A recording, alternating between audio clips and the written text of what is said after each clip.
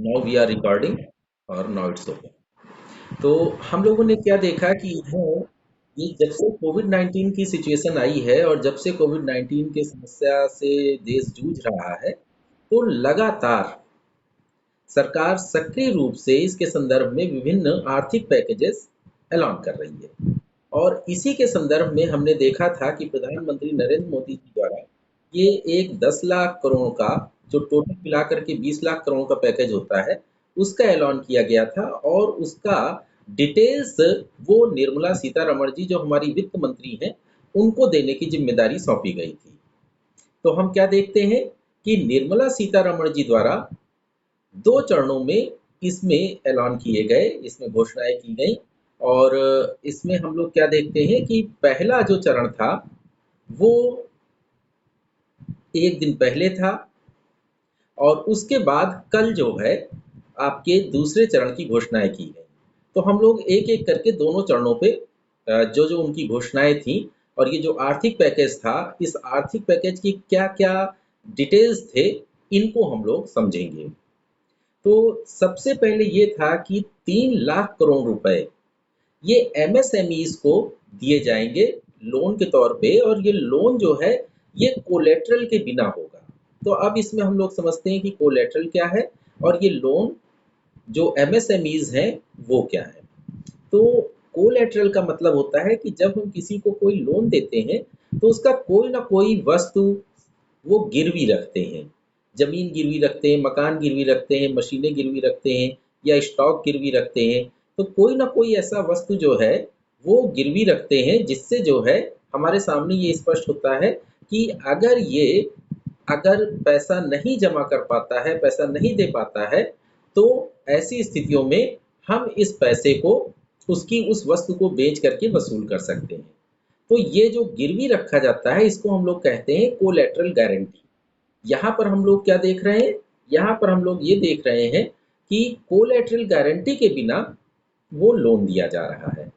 तो ये 3 लाख करोड़ रुपए एमएसएमईज़ को, यानी जो हमारी मीडियम, स्मॉल और माइक्रो यूनिट्स हैं, जो इंटरप्राइजेज़ हैं, उनको ये लोन देने के लिए घोषणा की गई है। क्योंकि इस समय हमारी इकोनॉमी का आधार जो सबसे ज़्यादा प्रभावित हैं लॉकडाउन की वजह से, वो एमएसएमईज़ हैं। और इन्हीं को सफलता की कुंजी भी माना जा रहा है कि अगर इनमें हम ठीक से निवेश करेंगे और इनको हम इस समय पर्याप्त संरक्षण दे पाएँगे, तो निश्चित रूप से हमारी अर्थव्यवस्था में एक बहुत बड़ी भूमिका ये कंपनियाँ निभाएँगी। जो मीडियम लेवल की हैं, जो स्मॉल लेवल की हैं, जो माइक्रो लेवल की हैं, तो ये कंपनियाँ बहुत बड़ी भूमिका निभाने जा रही हैं। तो दूसरा क्या है कि ये जो 3 लाख करोड़ रुपए का विदाउट कोलैटरल का इनको लोन दिया जा रहा है, ये 4 साल के लिए होगा। और इस 4 साल में पहले साल का उनको वो मिल रहा है ब्रेक। उसमें क्या है कि पहले साल के लिए उनको ना तो प्रिंसिपल लौटाना है और ना ही प्रिंसिपल के ऊपर जो ब्याज है वो अदा करना है। यानी इसको हम लोग कहते हैं कि 12 साल का 12 महीने का मोरेटोरियम मिल रहा है लोन के ऊपर। तो दूसरी विशेषता इसकी ये हो जाती है। अब कौन-कौन सी जो एमएसएमईज़ हैं, वो इसके लिए एलिजिबल हैं? तो इसमें जो क्राइटेरिया रखा गया है, वो क्राइटेरिया बहुत सिंपल सा है कि 100 करोड़ तक की जिसका टर्नओवर है, यानी 100 करोड़ तक का जो वार्षिक टर्नओवर है, ऐसी कंपनियां इसमें लोन लेने के लिए अधिकृत होंगी, अधिकारी होंगी। और 25 करोड़ रुपए तक का लोन दिया जा सकता है। तो ये हम लोग देखते हैं कि ये एमएसएमईज़ को लिक्विडिटी बढ़ाने के लिए ये किया गया है। यानी एमएसएमईज़ की लिक्विडिटी को इस स्थिति में बढ़ाने के लिए ये 3 लाख करोड़ रुपए का लोन उनके लिए बिना कोलेट्रल के, यानी बिना कुछ भी गिरवी रखे, वो ले सकते हैं। और इसमें जो है अधिकतम लोन 25 करोड़ रुपए तक का लिया जा सकता है। अब हम लोग देखते हैं कुछ और भी उपाय किए गए हैं, कुछ और भी घोषणाएँ की गई हैं। तो उनमें दूसरी सबसे महत्वपूर्ण घोषणा ये है कि 200 करोड़ तक के जो भी प्रोक्योरमेंट्स होंगे, खरीद होंगी, यानी सरकार की 200 करोड़ रुपए तक की जो भी खरीद होगी, उसके लिए ग्लोबल टेंडर नहीं जारी किए जाएँगे। यानी भारतीय कंपनियों से ही उन वस्तुओं को, उस सामग्री को खरीदा जाएगा। तो ये दूसरा महत्वपूर्ण निर्णय है।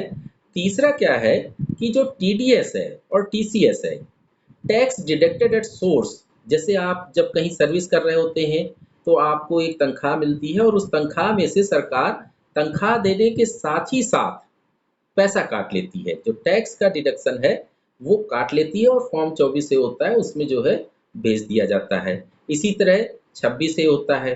26 से में क्या होता है कि यदि कोई व्यक्ति कोई पेमेंट ले रहा है वेतन के अलावा, तो उसके वेतन से तो हमने डायरेक्ट कटौती कर ली, लेकिन जो अन्य पेमेंट है, तो अन्य पेमेंट में से जो भी हम पेमेंट करते हैं, टैक्स पहले काट लेते हैं, शेष धनराशि उसको देते हैं और ये जो टैक्स काटा जाता है, इसको जमा कर दिया जाता है। That is known as TDS. इसी तरह जो सोर्स पे ही पैसा काट लिया जाता है टैक्स के रूप में, उसको हम लोग टीसीएस कहते हैं। तो सरकार ने ये निर्णय लिया है कि 25% कम काटा जाएगा टीडीएस और टीसीएस। यानी अगर कहीं पर 30% की दर से टीडीएस काटा जा रहा है, तो उसमें केवल 22.5% की दर से काटा जाएगा और 25% की छूट दी जाएगी। तो ये एक बहुत महत्वपूर्ण कदम है और इससे जो है करीब 50,000 करोड़ रुपए का एक लिक्विडिटी मार्केट में आएगी, यानी इतना तरलता बाजार में उपलब्ध होगी। इसके अलावा हम लोग सब लोग जानते हैं कि लॉकडाउन की वजह से सारी चीज़ें काफ़ी जटिल हो गई हैं, काफ़ी कठिन हो गई हैं। तो जो इनकम टैक्स रिटर्न भरने की तारीख है, उसको नवंबर तक के लिए बढ़ा दिया गया है और 30 नवंबर 2020 तक रिटर्न दाखिल किया जा सकेगा। और जो फर्म्स या कंपनीज या इंटरप्राइजेज ऐसे होते हैं जिनके लिए ऑडिट करवाना अनिवार्य है, तो वो 31 अक्टूबर 2020 तक अपना ऑडिट करवा सकते हैं और फिर 30 नवंबर 2020 तक वो अपना इनकम टैक्स रिटर्न भर सकते हैं, यानी इस तारीख को भी आगे बढ़ाया गया है। अब हम लोग क्या देखते हैं, ईपीएफ सपोर्ट है, यानी एम्प्लॉइज प्रोविडेंट फंड। इसमें क्या होता है कि गवर्नमेंट ने 3 महीने के सपोर्ट की घोषणा की थी, यानी मार्च अप्रैल मई, इसको बढ़ा करके अगस्त तक कर लिए कर दिया गया है। अब जून जुलाई अगस्त में भी सरकार की तरफ से ये उपलब्ध होगा।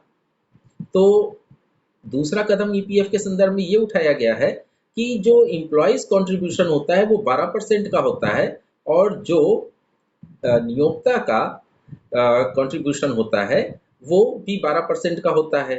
तो उनको घटा करके 10% कर दिया गया है कि 10% नियोक्ता को देना होगा और 10% जो है जो कर्मचारी है वो कर सकता है। तो इससे एक मार्केट में लिक्विडिटी बढ़ेगी। तो ये हमारे कुछ कदम सरकार द्वारा उठाए गए और इसके बाद एक बहुत महत्वपूर्ण कदम है। हम लोग जानते हैं कि सरकार ने, रिजर्व बैंक ने वो तो रिजर्व बैंक ने क्या किया था कि मोरेटोरियम प्रोवाइड कर दिया था जिन लोगों ने भी किस्तें देनी है, चाहे वो मकान की किस्तें देनी हो या जिन लोगों को सामान खरीदा है उन्होंने उसकी किस्तें देनी है, या किसी भी प्रकार की जो नॉन बैंकिंग फाइनेंस कंपनीज हैं उनकी किस्तें थी, एचएफसीज की यानी हाउसिंग फाइनेंस कंपनीज की जो किस्तें थी। इसी तरह माइक्रो जो इंस्टीट्यूशंस थे, तो माइक्रो फाइनेंस इंस्टीट्यूशंस की भी जो किस्तें थी, इन पे गवर्नमेंट ने यानी रिजर्व बैंक ऑफ इंडिया ने मोरेटोरियम घोषित कर दिया था कि आप 3 महीने तक इसका मोरेटोरियम ले सकते हैं। तो निश्चित रूप से उनके ऊपर आर्थिक प्रभाव पड़ा है। तो इस कैश क्रंच को दूर करने के लिए, जो मुद्रा के संकुचन की स्थिति है उसको दूर करने के लिए सरकार ने 30,000 करोड़ रुपए एनबीएफसीज यानी नॉन बैंकिंग फाइनेंस कंपनीज को, इसके अलावा माइक्रो फाइनेंस इंस्टीट्यूशंस को यानी एमएफआईज को, और इसके अलावा हाउसिंग फाइनेंस कंपनीज को, एचएफसीज को, इनको देने का निर्णय लिया है। ये उनको दिया जाएगा ताकि लिक्विडिटी की समस्या ना उत्पन्न होने पाए। अच्छा, बिजली विभाग है और बिजली विभाग में हमारा जो है पावर फाइनेंस कॉरपोरेशन, और दूसरा क्या है कि जो रूरल इलेक्ट्रिफिकेशन कॉरपोरेशन है, इन दोनों को ये निर्देश दिया गया है कि ये जो डिस्कॉम्स हैं यानी डिस्ट्रीब्यूशन कंपनीज हैं, एक्चुअली पहले क्या होता था कि बिजली विभाग काम करता था और वही जो है बिजली को सभी जगह वितरित करता था और उसमें अपना वो ले लेता था, पैसा लेता था, प्रॉफिट लेता था और बिजली विभाग द्वारा ये बिजली सप्लाई की जाती थी। अब हम लोग क्या जानते हैं कि जैसे केसा था, कानपुर इलेक्ट्रिक सप्लाई अथॉरिटी, तो केसा की जगह पर अब बना दिया गया केस्को, यानी कि कानपुर इलेक्ट्रिक सप्लाई कंपनी। तो ये कंपनीज में कन्वर्ट कर दिए गए और इनको डिस्ट्रीब्यूशन कंपनीज बना दिया गया। तो हम क्या देखते हैं कि ये जो कंपनीज हैं, इनसे इनको सरकार ने निर्देशित किया है कि किसी भी व्यक्ति की बिजली ना काटी जाए यदि वो इस समय बिजली का पेमेंट नहीं कर पा रहा है। तो ऐसे में क्या है, मार्केट में कैश क्रंच उत्पन्न हो जाता है, डिस्कॉम्स के पास यानी डिस्ट्रीब्यूशन कंपनीज के पास पैसे की कमी उत्पन्न हो जाती है। तो उस पैसे की कमी को दूर करने के लिए जो पावर फाइनेंस कॉरपोरेशन है और रूरल इलेक्ट्रिफिकेशन कॉरपोरेशन है, इन दोनों को निर्देश दिए गए हैं कि ये 90,000 करोड़ रुपए ये उपलब्ध कराएं डिस्कॉम्स को, ताकि, और ये किसके अगेंस्ट में उपलब्ध कराएंगे, ये उपलब्ध कराएंगे जो इन कंपनीज का बकाया वसूली का है, यानी जो रिसीवेबल्स हैं, जो इनको बकाया वसूल करने हैं, उसके अगेंस्ट में पावर फाइनेंस कॉरपोरेशन और रूरल इलेक्ट्रिफिकेशन कॉरपोरेशन ये इनको 90,000 करोड़ रुपए उपलब्ध कराएंगे। तो ये एक लिक्विडिटी बढ़ाने के तरीके अपनाए जा रहे हैं, उसमें निर्मला सीतारमण जी ने ये घोषणाएं की थी। दूसरा क्या है कि फोर्स मेज्योर कहते हैं। तो फोर्स मेज्योर मतलब क्या है कि अगर कभी कोई प्राकृतिक आपदा होती है और उस प्राकृतिक आपदा की वजह से अगर किसी ने कोई कॉन्ट्रैक्ट लिया है और वो उस कॉन्ट्रैक्ट को पूरा नहीं कर पा रहा, तो हम क्या करते हैं, उसको आगे के लिए बढ़ा देते हैं। तो गवर्नमेंट ने निर्णय लिया है कि जितने भी गवर्नमेंट कॉन्ट्रैक्ट थे और उनको मार्च, अप्रैल या मई में पूरा किया जाना था, उनकी समय अवधि को आगे 6 महीने के लिए बढ़ाया जाता है। यानी सभी सरकारी कॉन्ट्रैक्ट्स को पूरा करने के लिए 6 महीने का अतिरिक्त समय दिया जाता है। दूसरा क्या है कि रेरा को निर्देशित किया गया है। रेरा क्या है, रियल एस्टेट रेगुलेटिंग अथॉरिटी। तो ये रियल एस्टेट को रेगुलेट करने के लिए एक अथॉरिटी का गठन किया गया था सरकार द्वारा, और इसके द्वारा ये निर्देशित किया गया था कि जो भी रियल एस्टेट के प्रोजेक्ट हैं उसको पूरा करवाने की जिम्मेदारी इसकी होती है। तो इसको भी निर्देशित किया गया है कि 6 महीने तक किसी भी प्रोजेक्ट को पूरा करने की जो समय अवधि थी उसको आगे बढ़ाया जा सकता है। और सम्यक विचार करने के उपरांत रेरा जो है वो 6 महीने के लिए किसी भी प्रोजेक्ट को जिसको वो महसूस करता है कि इसको पूरा करने के लिए अतिरिक्त समय दिए जाने की आवश्यकता है, उसको आगे बढ़ा सकता है। तो इस तरह से ये कदम निर्मला सीतारमण जी द्वारा घोषित किए गए थे प्रथम चरण में। कल उन्होंने फिर से कुछ घोषणाएं की हैं। इसमें महत्वपूर्ण बात यह है कि जो मजदूरों से संबंधित घोषणाएं हैं, ये प्रथम चरण में नहीं की गई थी और इसके लिए विपक्षी पार्टियों द्वारा इस पे काफी आलोचना की जा रही थी, और उसी के संदर्भ में हमने देखा कि ये दोबारा जो है कल मजदूरों से संबंधित कुछ घोषणाएं की गई। तो वो हम लोग उसको कल डिस्कस करेंगे। अच्छा, अब हम लोग क्या देखते हैं, अब हम लोग आते हैं पर्यावरण से संबंधित विषय पे। और पर्यावरण से संबंधित विषय में सबसे महत्वपूर्ण हो जाता है कि हम लोग प्रोजेक्ट टाइगर के बारे में जानते हैं।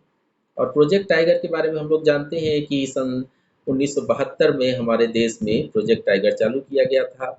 और निश्चित रूप से ये जो हमारा वाइल्ड लाइफ प्रोटेक्शन एक्ट है, उसके शेड्यूल 1 में हमने टाइगर को रखा। ऐसा क्यों किया जाता है? ऐसा इसलिए किया जाता है कि हमारी जो खाद्य श्रृंखला है, जंगल की खाद्य श्रृंखला, उसके शीर्ष पे हमारा टाइगर है। यानी दूसरे शब्दों में हम ये कह सकते हैं कि अगर टाइगर नहीं होंगे तो जो अन्य घास चरने वाले जानवर हैं, इनकी संख्या इतनी बढ़ जाएगी कि ये सभी घास, पेड़ पौधे और नए जो नवांकुर होते हैं उनको सबको खा लेंगे। और फिर हम देखते हैं कि इसकी वजह से जंगल निश्चित रूप से क्षतिग्रस्त हो जाएंगे और पूरा का पूरा इकोसिस्टम और पूरा का पूरा खाद्य श्रृंखला प्रभावित हो जाती है। तो कोई खाद्य श्रृंखला, कोई जंगल पर्यावरणीय दृष्टि से स्वस्थ है, इसकी पहचान हमारे उसमें जो शीर्ष स्तर पे होते हैं, खाद्य श्रृंखला के शीर्ष पर स्थित जो प्राणी होते हैं, उनसे निर्धारित होता है। तो यहाँ हम देखते हैं कि प्रोजेक्ट टाइगर का उद्देश्य केवल टाइगर्स की रक्षा करना नहीं था, बल्कि टाइगर्स के माध्यम से पर्यावरणीय संरक्षण के आकलन की एक विधा थी वो। और उसी के अनुक्रम में, यानी टाइगर हमारा कब तक सुरक्षित रहेगा, जब पूरी की पूरी पर्यावरणीय श्रृंखला सुरक्षित होगी। तो अब यहाँ पर हम देखते हैं कि जो पश्चिम बंगाल है, वहाँ पर सुंदरवन है और सुंदरवन एक्चुअली ये जो है मैंग्रोव वन्स हैं। तो मैंग्रोव फॉरेस्ट कहाँ पर पाए जाते हैं? हम लोगों को मालूम है कि जो गंगा नदी है, ये जब पश्चिम बंगाल में प्रवेश करती है, तो वहाँ पर हम इसको पद्मा कहते हैं। और फिर ऊपर से आती है जो हमारा नद है, यानी कि ब्रह्मपुत्र।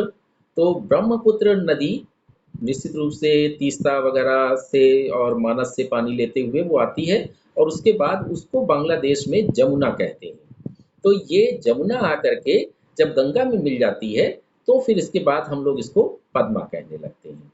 और फिर पद्मा आगे बढ़ती है तो मेघना उसमें आके मिलती है और ये मेघना जो है, उसके आगे उसको हम मेघना कहते हैं।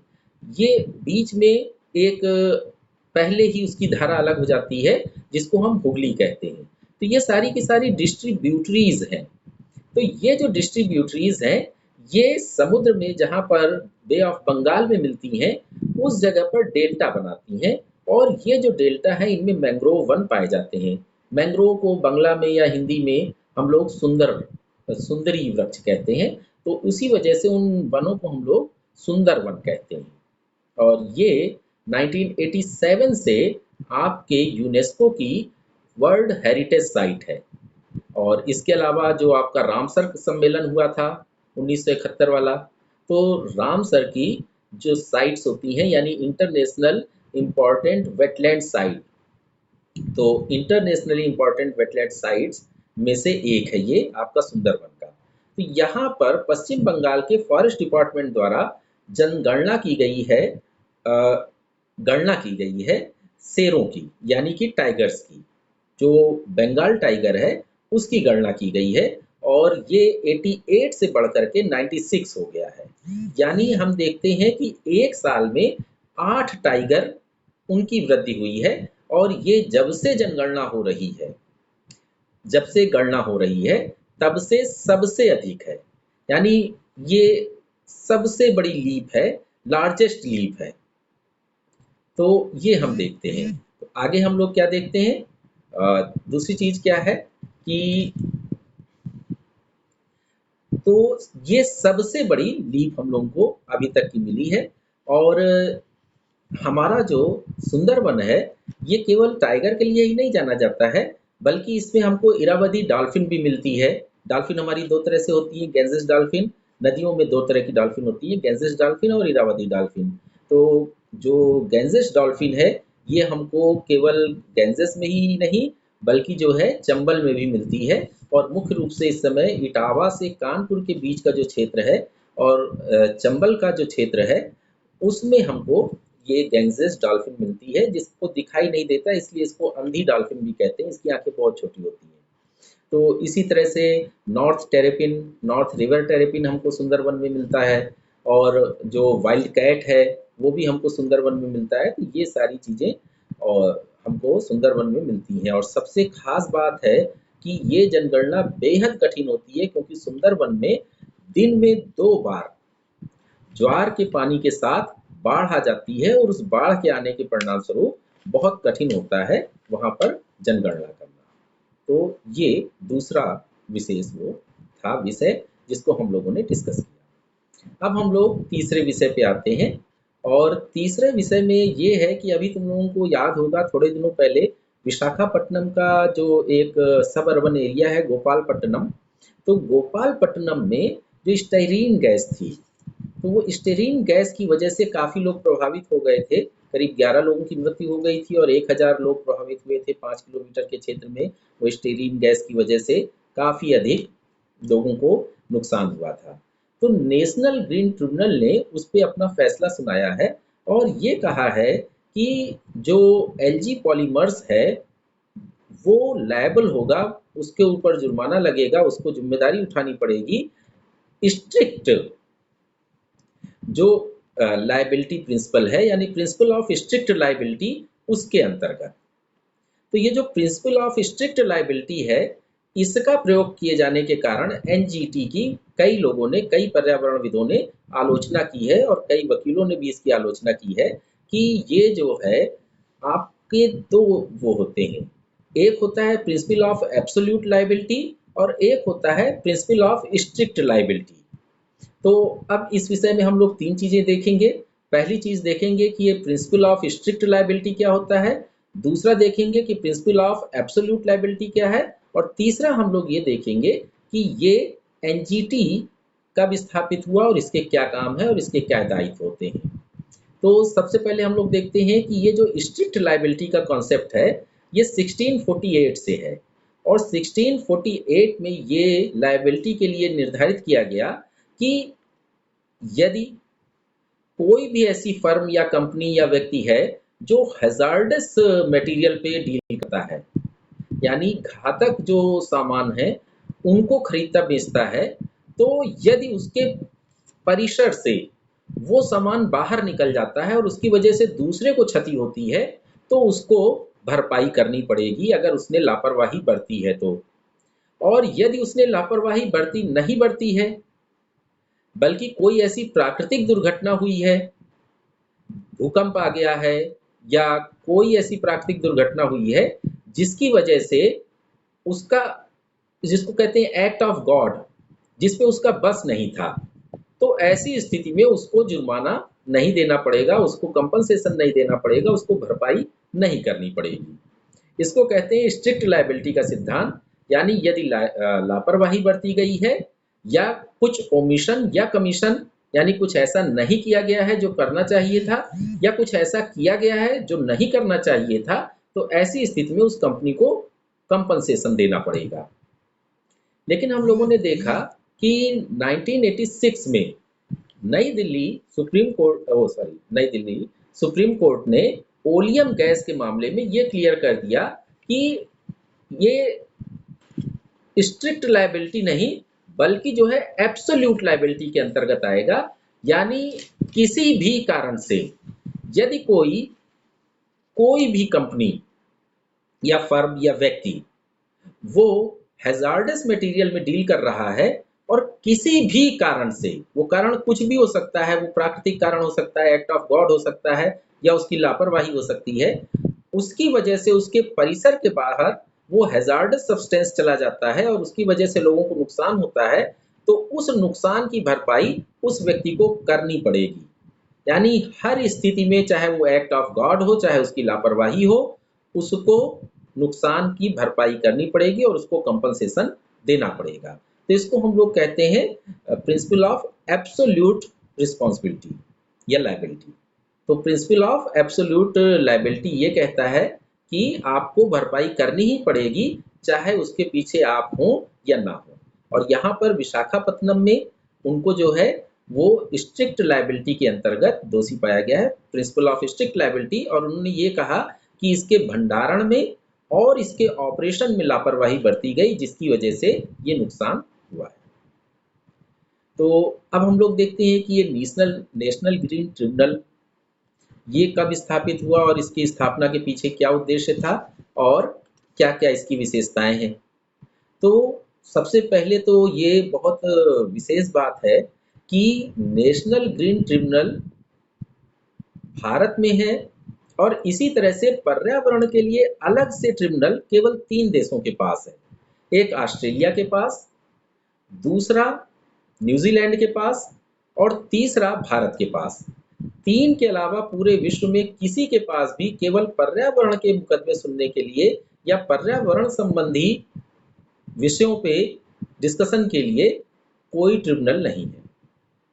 दूसरा क्या है कि हमारा संविधान का जो अनुच्छेद 21 है 21, right to life and personal liberty, उसके अंतर्गत उसकी व्याख्या करते हुए सुप्रीम कोर्ट ने कहा कि right to pollution free environment, जो हमारा right to pollution free environment है वो राइट टू लाइफ के अंतर्गत आता है।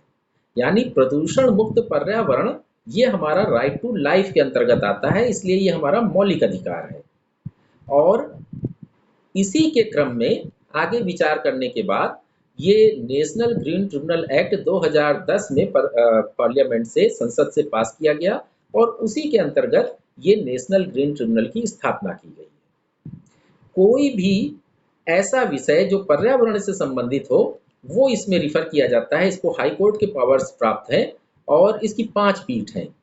2 तो इसकी परमानेंट भोपाल में और दिल्ली में, और इसके अलावा जो है 3 पीठ और हैं, एक कोलकाता में, एक चेन्नई में और एक पुणे में। तो 5 पीठ इसकी हैं जो इन मुकदमों को सुनती हैं, पर्यावरण से संबंधित विषयों को सुनती हैं। और विशेष बात ये है कि 6 महीने के अंदर अंदर इसको जो भी एप्लीकेशन इसके पास आती है उसको निपटाना होता है। और एनजीटी के द्वारा दिया गया निर्णय वही महत्व रखता है जो हाई कोर्ट द्वारा दिया गया निर्णय रखता है। तो यहाँ पर हम क्या देख रहे हैं कि जो स्टेरीन मोनोमर गैस थी जिससे हम लोग पॉलीमर्स बनाते हैं, पीवीसी एक्चुअली बनाया जाता है, तो पॉलीविनाइल क्लोराइड। तो पॉलीविनाइल क्लोराइड को बनाने के लिए हम लोग ये स्टेरीन मोनोमर का यूज़ करते थे, और वैसे इसका नाम होता है फेनाइल एथिलीन। तो रासायनिक नाम इसका फेनाइल एथिलीन है, लेकिन व्यापारिक नाम इसका स्टेरीन है। तो ये जो है वहाँ से लीक हुई, और उसके लीक होने से जो नुकसान हुई उसके अंतर्गत स्ट्रिक्ट लायबिलिटी प्रिंसिपल के अंतर्गत उनको दोषी पाया गया है, और उसके लिए उनको जुर्माना देना होगा। तो ये हमारी ये विषय था। अब हम लोग नेक्स्ट विषय में आते हैं। नेक्स्ट विषय हमारा अंकटाड से रिलेटेड है, और हम लोग जानते हैं कि United Nations conference on trade and development, ये बात को हम लोगों ने देखा कि इसने WTO को जन्म दिया, और वर्ल्ड ट्रेड ऑर्गेनाइजेशन जो है यहीं से आता है।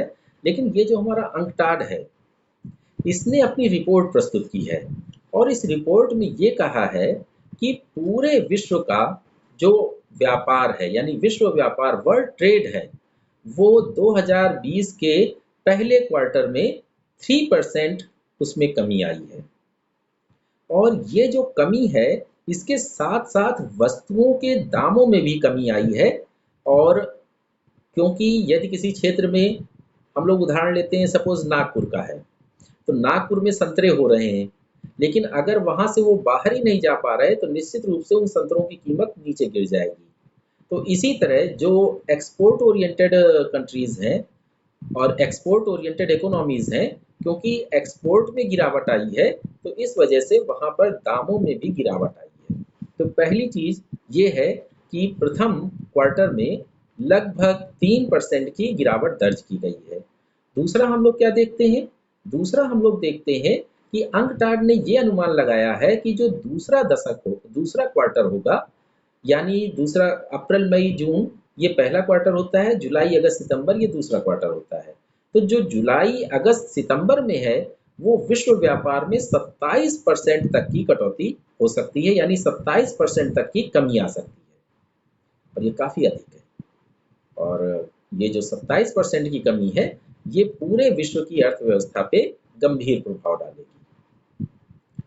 अब हम लोग दूसरे विषय पे आते हैं, और दूसरा विषय हमारा कश्मीर से संबंधित है। कश्मीर में ये जल जीवन मिशन, तो जल जीवन मिशन के अंतर्गत ये लक्ष्य रखा गया है कि जो 3 जिले हैं, गंदरबल, श्रीनगर और रियासी, तो श्रीनगर, रियासी और गंदरबल के सभी जितने भी घर हैं उन घरों में टैप वाटर पहुंचाया जाएगा। टैप वाटर का मतलब होता है कि आपने अपने घर का नल खोला और उसमें से पानी आ गया, यानी ना कुएं पे जाने की जरूरत है, ना तालाब पे जाने की जरूरत है, स्वच्छ पेयजल आपको सीधे टैप से मिल जाता है।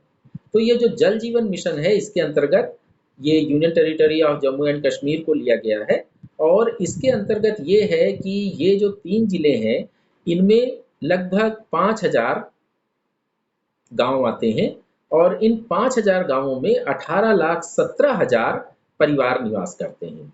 ये 18,17,000 परिवारों में से 5,75,000 के पास ऑलरेडी टैप वाटर की सुविधा है, और शेष को वो टैप वाटर की सुविधा जल जीवन मिशन के अंतर्गत उपलब्ध कराने का लक्ष्य रखा गया है। इसके बाद हम लोग देखते हैं कि जो उत्तर प्रदेश सरकार है, तो उत्तर प्रदेश सरकार में माननीय मुख्यमंत्री श्री योगी आदित्यनाथ जी ने घोषणा की है कि जो आयुष्मान भारत के अंतर्गत रजिस्टर्ड हॉस्पिटल्स हैं उनके रजिस्ट्रेशन को बिना किसी औपचारिक कार्रवाई को पूरा किए अगले 6 महीने के लिए बढ़ाया जा रहा है।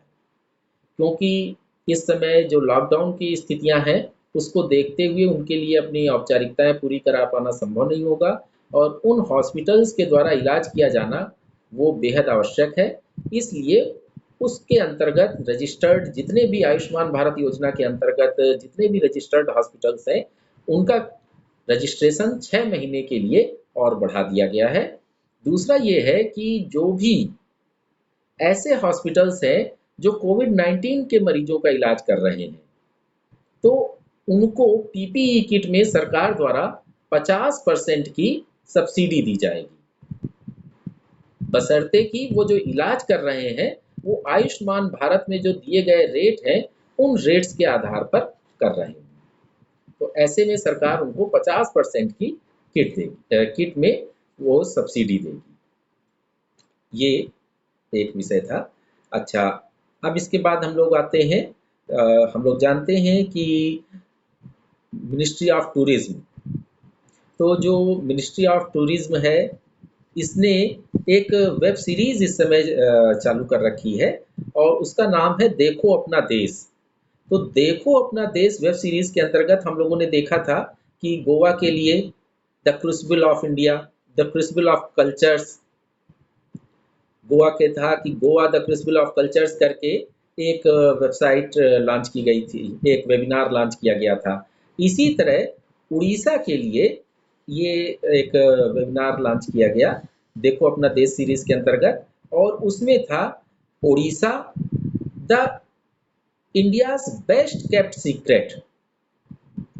Orissa India's best kept secret के अंतर्गत उड़ीसा के जो कल्चरल एस्पेक्ट्स हैं उनको दिखाया गया, उनके क्राफ्ट को, जो उनके ट्राइबल्स हैं उनके बारे में, डांस के बारे में और सबसे विशेष बात कि जो अपना भीतरकनिका नेशनल पार्क है उसको दिखाया गया, भीतरकनिका वाइल्ड लाइफ सेंचुरी को दिखाया गया, सिम्पलीपाल नेशनल पार्क को दिखाया गया और जो भी उड़ीसा से संबंधित विशेष ट्रेजर्स हैं उनके संदर्भ में ये आयोजन किया गया था।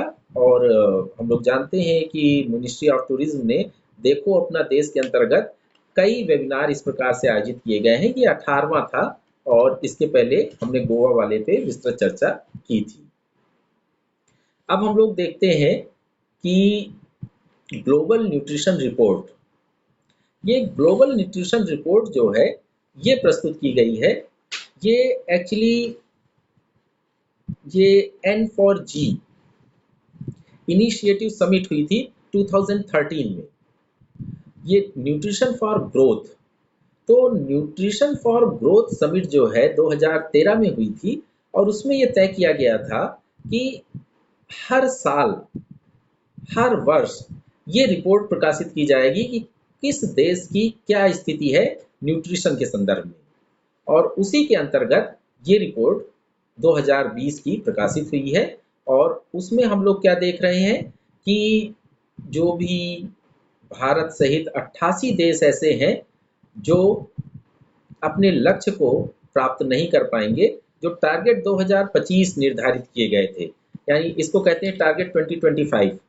ये एक्चुअली 6 टारगेट्स निर्धारित किए गए थे और न्यूट्रिशन से संबंधित थे। इसमें इन्फेंट्स से रिलेटेड थे, इसके अलावा जो वीमेन हैं, खास करके जो है रिप्रोडक्टिव एज की वीमेन और इसके अलावा जो है जो चाइल्ड हैं, इनके संदर्भ में 6 टारगेट ऐसे रखे थे जो हमको 2025 तक अचीव करने थे।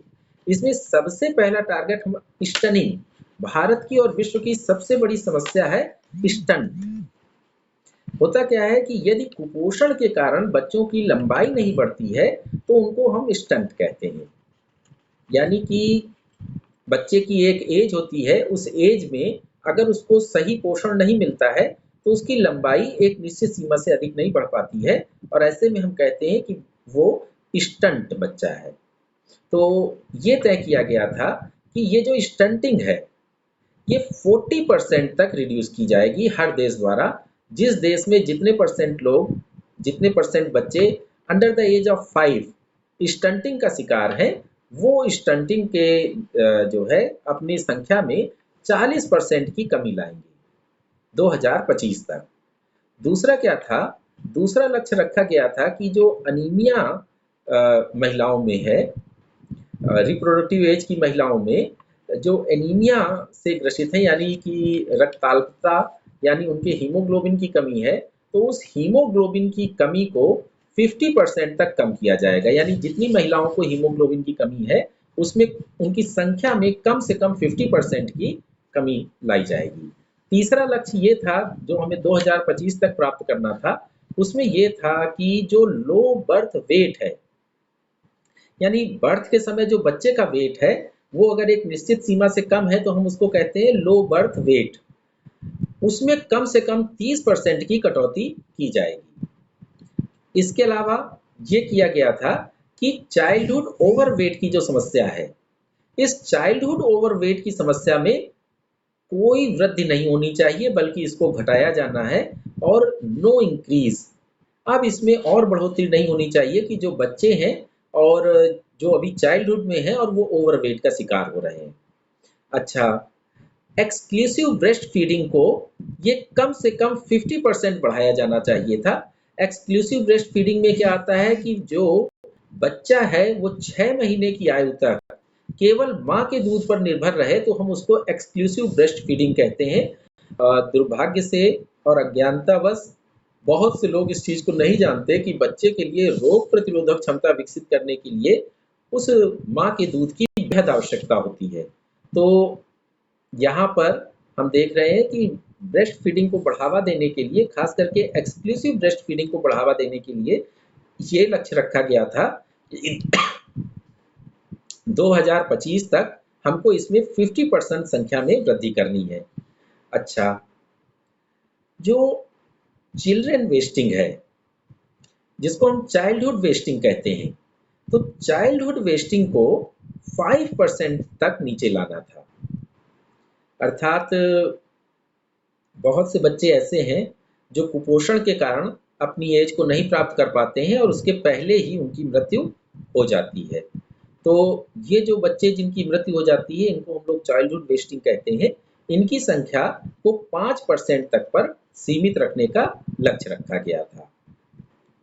अब इस रिपोर्ट में ये कहा गया है कि भारत उन 88 देशों में शामिल है जो अपने लक्ष्य 2025 को प्राप्त नहीं कर पाएगा, और 4 फील्ड ऐसी हैं जिसमें ये लक्ष्य प्राप्त ना कर पाने की भारत की संभावना है। वो है, सबसे पहले है stunting among children below the age of 5। तो 5 वर्ष से कम के जो बच्चे हैं उनमें स्टंटिंग से संबंधित जो भारत का लक्ष्य था वो उसको प्राप्त नहीं कर पाएगा। दूसरा था जो महिलाओं में एनीमिया से संबंधित लक्ष्य था, वो भी भारत नहीं प्राप्त कर पाएगा।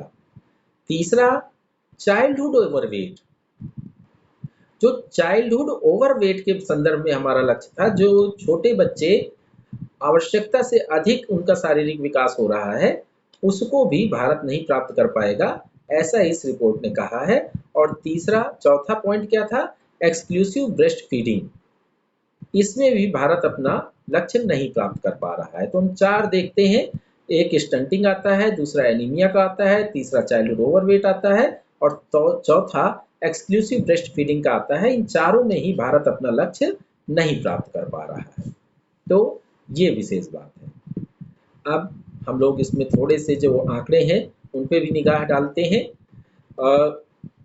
जो अंडरवेट रेट है भारत में वो 2000 में 66% लड़कों के लिए थे और वो 66% से घट करके 58.1% हो गए हैं 2016 में। तो 2016 में हमने इसको 66% से घटा करके 58.1% कर लिया, ये जो अंडरवेट बच्चे थे लड़के। अब उसके बाद लड़कियां जो हैं वो 54.2% ऐसी थी जो अंडरवेट थी 2000 में, लेकिन 2016 में इनकी संख्या 50.1% हो गई, यानी इसमें हमने काफी सुधार किया। जबकि एशिया का औसत क्या है, एशिया का औसत लड़कों के लिए 35.6% का है और लड़कियों के लिए 31.8% का है। यानी पूरे भारत में 50%, लगभग 50.1% लड़कियां ऐसी हैं जो अंडरवेट हैं। इसी तरह लगभग 58.1% लड़के ऐसे हैं जो अंडरवेट हैं, जबकि एशिया में यही औसत 35.6% लड़कों के लिए है और 31.8% लड़कियों के लिए है। अब जो स्टंट बच्चे हैं, तो हम क्या देखते हैं कि इंडिया में 37.9% बच्चे स्टंट हैं। स्टंट मतलब क्या है कि वो अपनी एज के हिसाब से उनकी लंबाई नहीं बढ़ पाई है, और जबकि एशिया में ये 22.7% है। एशिया के औसत से हम काफी नीचे हैं। दूसरा क्या है, वेस्टेड अंडर 5, यानी वो कौन से बच्चे हैं जो 5 साल के अंदर ही अंदर जो है वो वेस्ट हो जाते हैं। वो एशिया में औसत है 90.4% का, और भारत में 20.8% ऐसे बच्चे हैं जो वेस्टेड बिलो 5 है। ये मृत्यु नहीं है, उनके कुपोषण का एक अत्यधिक कुपोषित बच्चे हैं।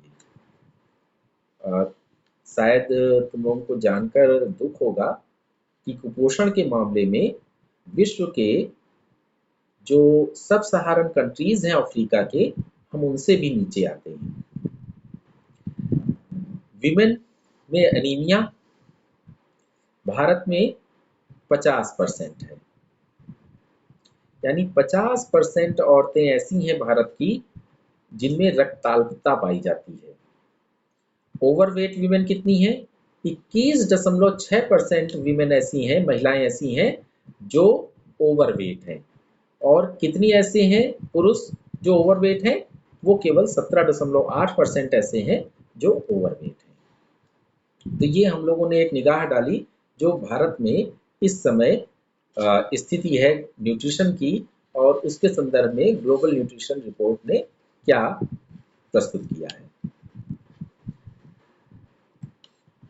भारत में अनाज की उपलब्धता कम नहीं है, दोनों चीजों की कमी है। कुछ लोग ओवरवेट हैं और कुछ लोग अंडरवेट हैं।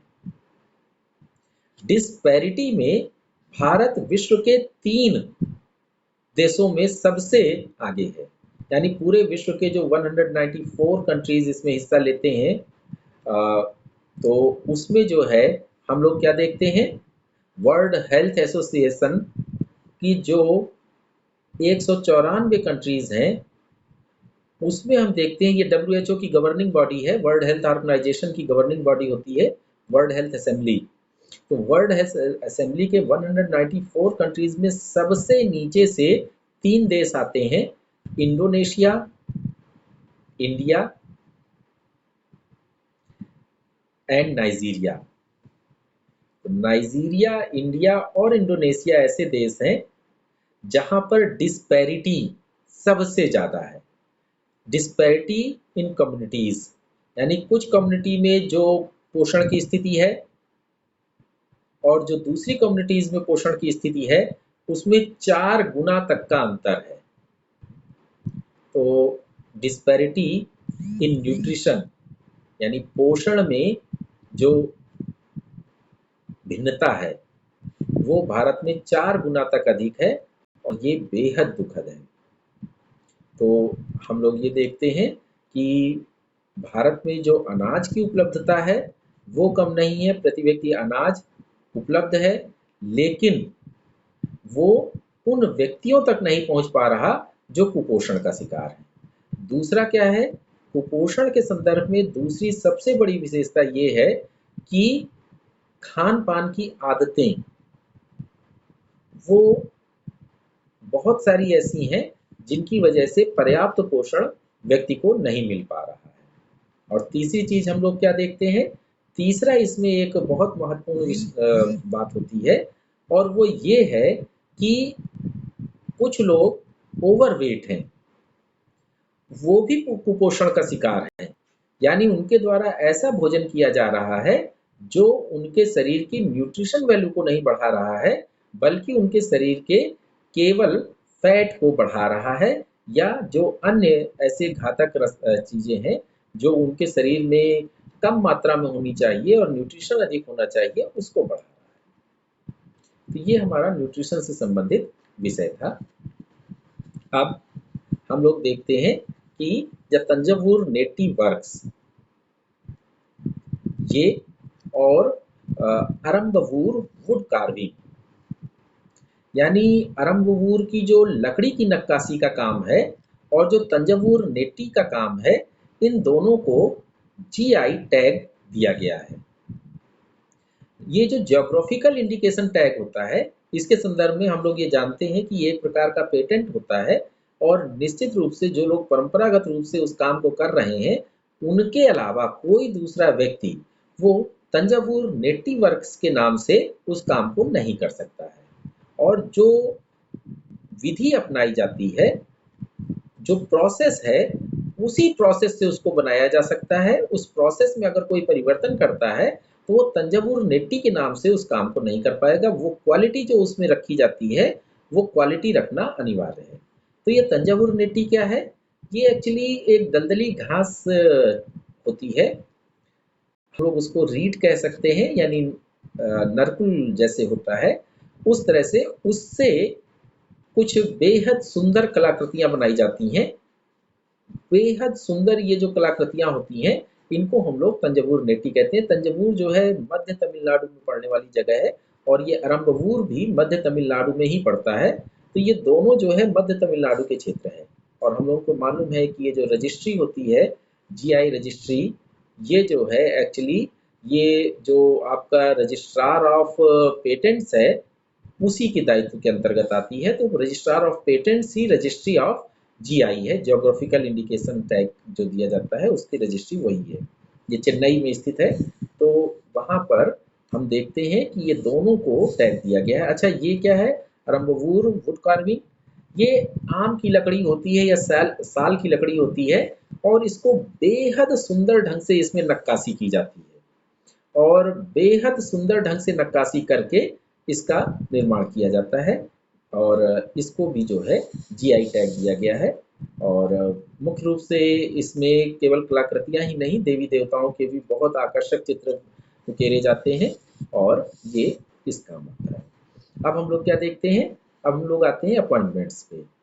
कुछ अपॉइंटमेंट्स ऐसे हैं जिन पे हम लोगों को निगाह रखनी होती है और ये जो छोटे छोटे समाचार होते हैं, यही मिल करके एक बड़ा विषय बनाते हैं। तो हम लोग जो छोटे छोटे विषय हैं, इनको भी ध्यान से देखते हुए चलेंगे। तो अब हम लोग क्या देखते हैं कि आर्कियोलॉजिकल सर्वे ऑफ इंडिया, उसमें जो डायरेक्टर जनरल है, उसके पोस्ट पे वे